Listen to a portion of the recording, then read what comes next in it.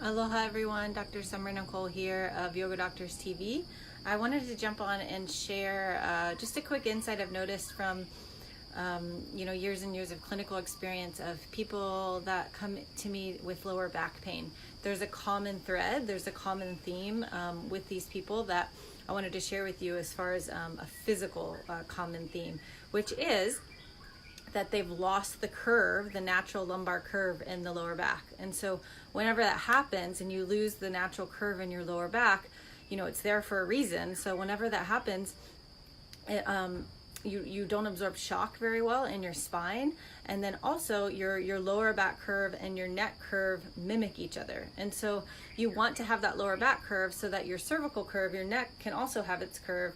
So basically, if you don't have your lumbar curve and you're rounded, then your head is going to be forward. If you have your lumbar curve, your pelvis is tilted forward a little bit, and then you have that lumbar curve, then you're going to be able to be upright and sit upright a lot easier. And so it helps your posture, it helps absorb shock.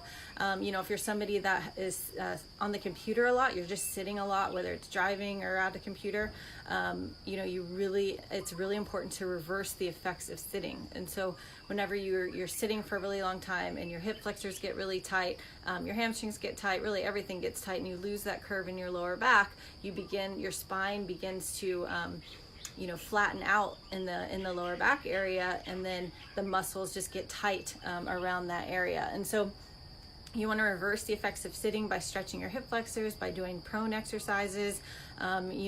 If you're a yogi and you go to classes and you notice that the classes are like 80-90% forward bends, then I would be really mindful to do your own practice whenever you're on your own to do with this gentle back bends. It doesn't have to be anything hard, but cobras and prone exercises and all fours, opposite arm and leg, where you're just supporting the natural curve of the lower back, will be really important for you to help balance out the amount that you sit, the amount that your head is forward, because even when your head is forward, that's also going to pull on your lower back and flatten out your lower back. So think about how much you text and look down, right? So the second your head goes forward of your shoulders, those lower back muscles contract, and so they basically get tight and elongated. And so that's what happens to whenever your head's forward. So with forward head posture, your lower back muscles get tight and elongated. So you actually want to start to support the curve of the lower back.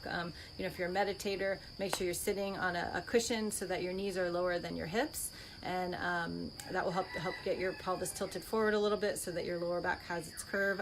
Do wide-legged squats to pick up things, so like wide knees, and then just keep your spine upright to pick things up rather than just forward bending like that all the time. And again, those prone exercises are really good. And so, there's a lot of people that I do personalized yoga videos for, and they experience lower back pain, and all the time, and I ask them a series of questions, and they've lost that curve in their lower back. And so the personalized yoga videos are really geared towards facilitating and encouraging that curve back in the lower back. And 9 times out of 10, the pain goes away because there's multiple conditions, you could say, or injuries that is going to support. So if you have a disc bulge, small to moderate disc bulge in your back, then if you support the curve of your lower back and you avoid such excessive forward bending for a while, you're going to allow that disc to not so much be pushed back, and so you're going to allow the disc to be facilitated back into its position. That's the theory behind it. That's clinically what we see whenever people start to experience disc injuries and start to do prone exercises on the belly, passive sphinx, passive cobra exercises. Clinically what we see is that the disc pain, even the nerve pain down the leg, goes away. It's also going to help if you've had like a lower back strain.